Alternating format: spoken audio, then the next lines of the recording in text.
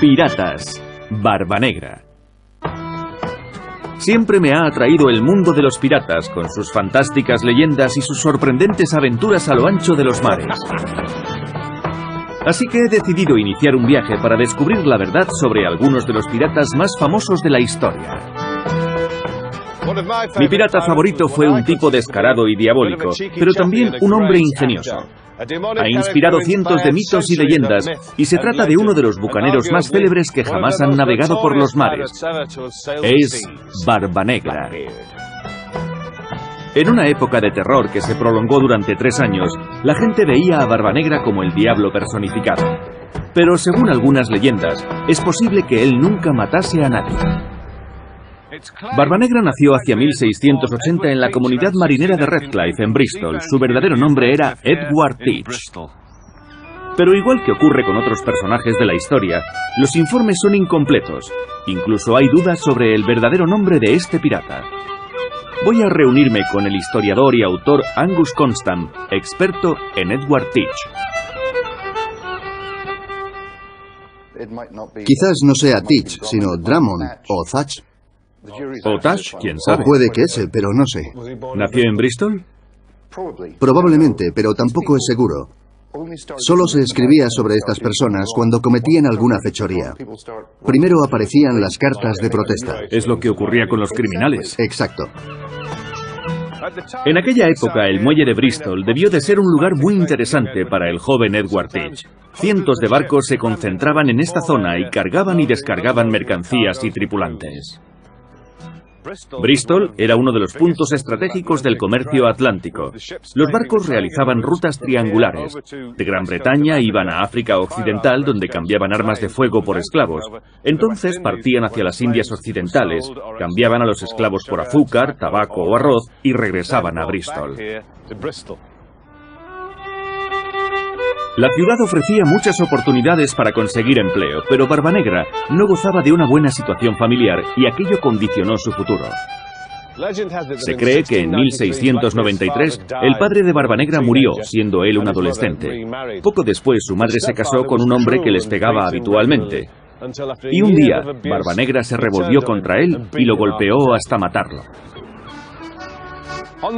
Para escapar de la justicia, el chico se enroló como grumete en el primer barco que zarpaba de Bristol, un buque mercante con destino a Port Royal, en Jamaica. Después de pasar varios años en el mar, Barbanegra se convirtió en corsario, al servicio de la reina Anne. Bristol era un gran puerto corsario. Durante las décadas de 1660 y 70, Inglaterra estaba en guerra con los holandeses, y después, en 1680, los enemigos principales eran obviamente los franceses.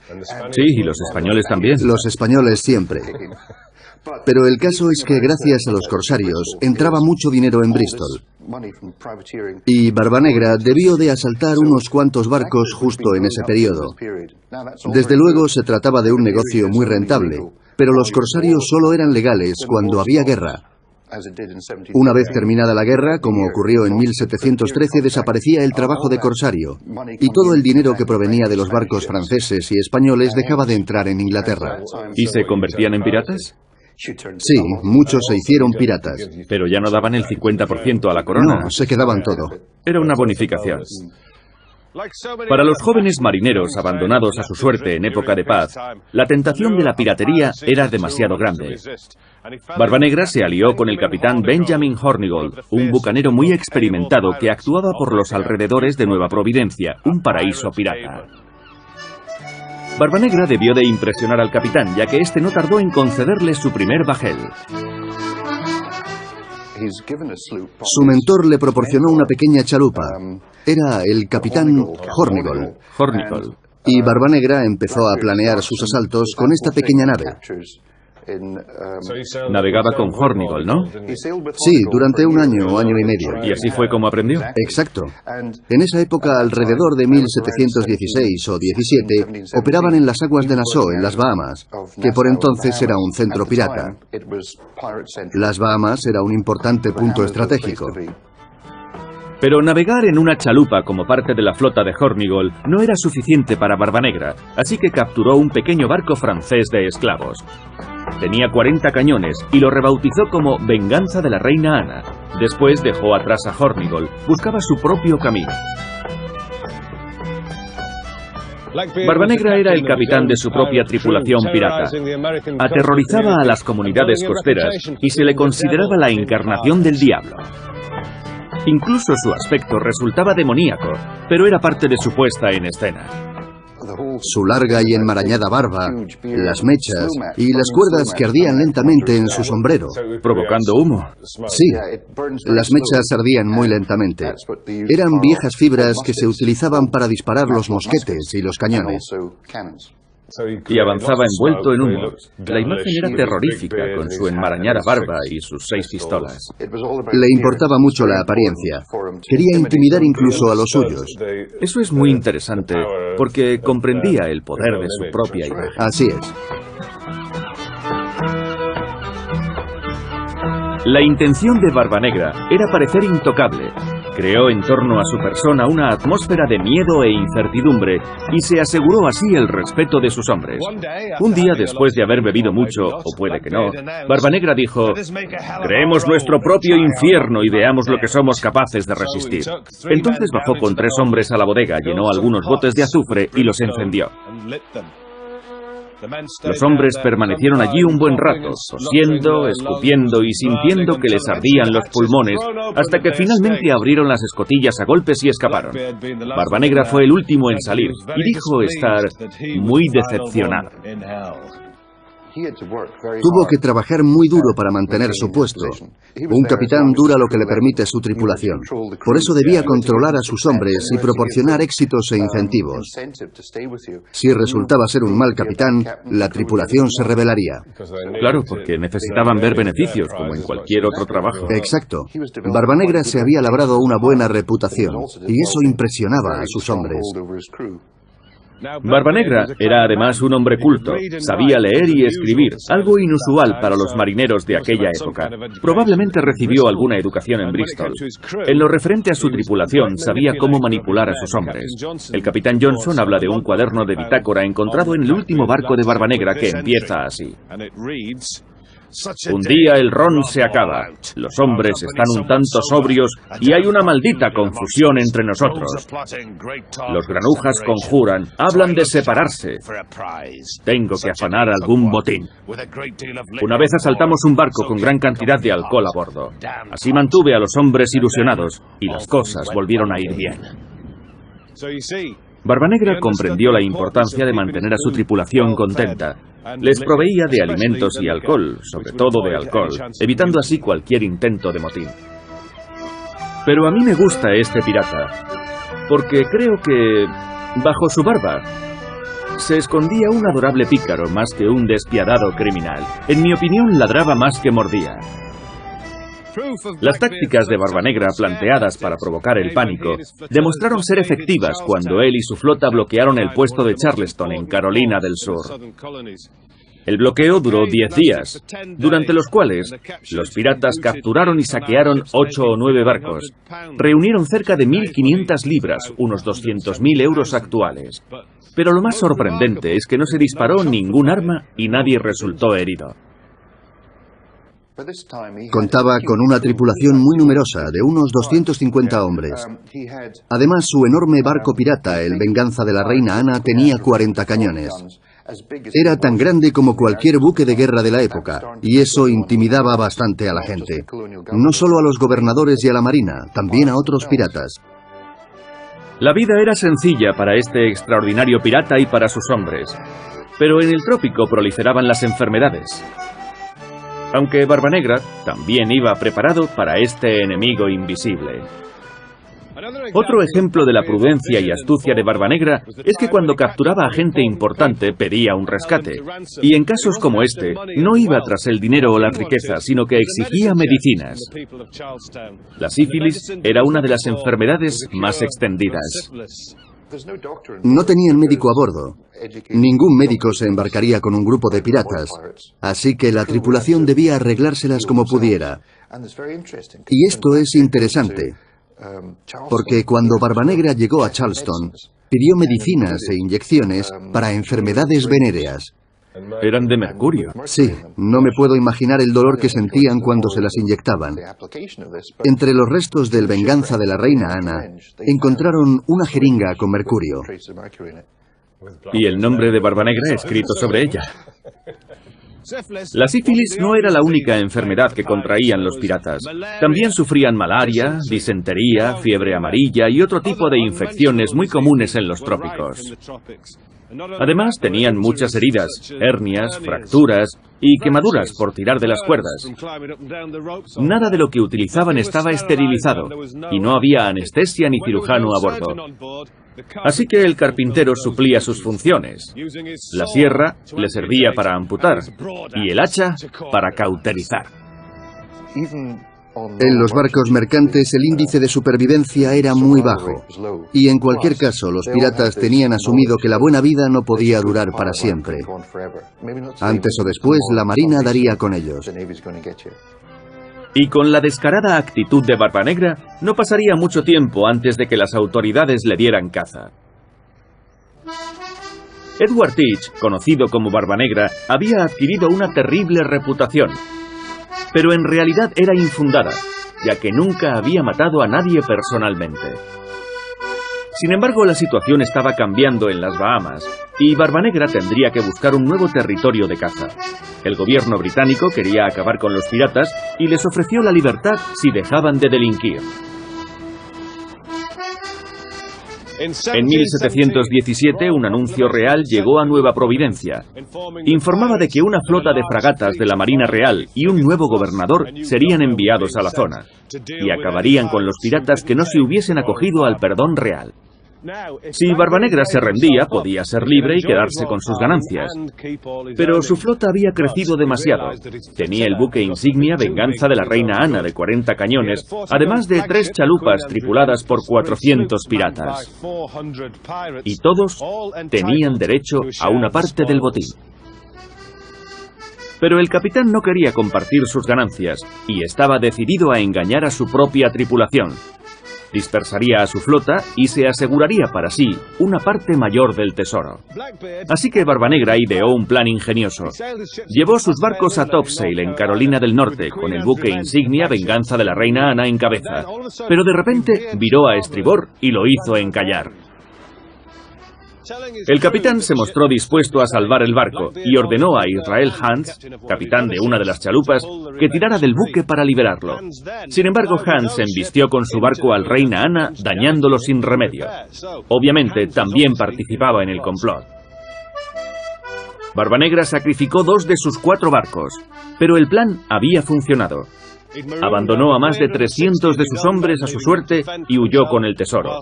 Ahora solo tendría que dividirlo en 40 partes y no en 400. Después Barbanegra navegó hacia Carolina del Norte, donde estableció una colonia pirata y apeló al perdón del gobernador. Parecía que el infame criminal iba a reformarse. Después de reducir el tamaño de su flota, Barbanegra obtuvo el perdón del gobernador Eden y se estableció en Bathtown, donde, según dicen, se casó por 14ª vez. Dicen que tuvo 14 mujeres. Ese hombre era masoquista. Pero todas en puertos diferentes. De ese modo, fuera donde fuera, a Nassau o... Sí, la definición del término esposa era algo pasajero y flexible. Y el capitán podía oficiar su propia boda. Creo que no se tomaban tantas molestias. ¿De verdad? No era un crucero. Pero las mujeres hubieran preferido casarse antes de entrar en el camarote de Barbanegra. Quizás estaban más interesadas en el poder y la riqueza. Sí, tenía una flota. tenía dinero. Aunque no era como Errol Flynn. Claro, si lo comparamos con Errol Flynn, pero tampoco sabemos lo que era atractivo en esa época. ¿Se adivinaría su belleza bajo tanto pelo? También contaba su carácter aventurero. No necesitaba ser guapo teniendo tanto carisma. Es cierto, y sin duda tenía encanto. Sí, casi me siento atraído por él. Soy heterosexual. Resulta evidente que Barbanegra sabía disfrutar de la vida. Después de todo, era un pirata. Ahora dividía el tiempo entre sus romances en Bathtown y el saqueo de barcos. Había establecido la base de su flota en la isla de Ocracoke. Barbanegra llevaba la piratería en la sangre y nada le detenía. Era incapaz de dejarlo. Le gustaba ese lado peligroso. Sí, retomó sus viejas costumbres, pero esta vez lo ocultó. Las dos Carolinas estaban convirtiéndose en una guarida de piratas y las autoridades empezaban a preocuparse. Barbanegra fomentó estos temores con sus agitadas juergas. El pirata organizó uno de los festejos más impresionantes que se habían celebrado en tierras americanas. Estas fiestas eran conocidas como Banyan. Se improvisaban en la playa y eran simplemente festivales en los que abundaba la bebida. Este festejo duró una semana hasta que se acabó el alcohol. ¿Queréis saber qué era lo que tomaban? Os lo mostraré. Preferían ante todo brandy, pero no siempre podían conseguirlo, así que solían beber ron. Me voy a preparar una de esas bebidas. Es ron y cerveza. Se llama Flip. A ver cómo sabe.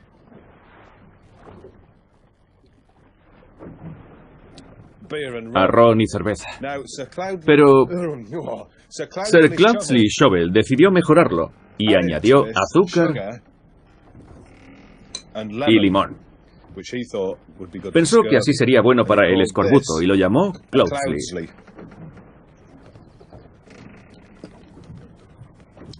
Es un poco más dulce y ácido que el Flip.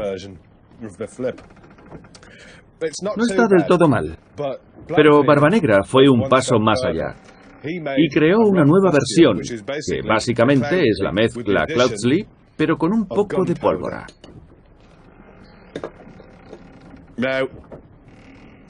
Algunos dicen que se le ocurrió esta mezcla para demostrar lo duro que era. Otros opinan que la pólvora actuaba igual que el bromuro que se utilizaba en las cárceles. Servía para apaciguar la lujuria de algunos marineros. Bien, intentaré imaginarme cómo sabe. No voy a perder el tiempo probándolo. Pero así es como Barbanegra inventó esta asquerosa y probablemente nauseabunda bebida a base de ron. ¡Salud! Las extravagancias de Barbanegra lo convirtieron en el criminal más conocido del Caribe. Tenía aterrorizados a los gobernadores de la costa y a la Marina Real, que querían acabar con él de una vez por todas. Los capitanes se reunieron con el gobernador y tuvieron una pequeña asamblea. Decidieron que uno de ellos, el capitán Brand, se dirigiría a tierra e invadiría la colonia vecina. Para apresar a Barbanegra. Sin embargo, los buques de guerra de la Marina eran muy grandes y necesitaban barcos más pequeños para esa misión. Así que alquilaron 2 chalupas y enviaron al teniente Maynard para que apresase a los piratas. La mañana del 22 de noviembre de 1718, Maynard aparecía ante Barbanegra y su tripulación, cuyo barco estaba amarrado en la parte occidental de la isla de Ocracoke, en Carolina del Norte. Barbanegra supo que iban a por él. Era el momento de huir. No había tiempo para más. ¿Crees que intuyó que podía acabar en la horca? Creo que algo imaginó. Todos los piratas sabían que, tarde o temprano, acabarían en el patíbulo o que caerían luchando. Sí, y él no quería acabar colgado. No, sin duda no quería. Mejor caer luchando por su vida. En realidad era un poco egocéntrico, ¿verdad? Sí, pero ¿tú no lo serías? Con su reputación no podía plantearse la posibilidad de huir. Él formaba parte de ese mundo. Si huía, habría decepcionado a toda la comunidad pirata. Claro, así que tuvo que pelear y caer como un héroe. Exacto. Barbanegra podría haber escapado fácilmente, pero su honor no se lo permitió. Él mismo realizó el primer disparo y comenzó la batalla. Entonces maniobró su barco hasta un banco de arena y atrajo a sus perseguidores a aguas someras.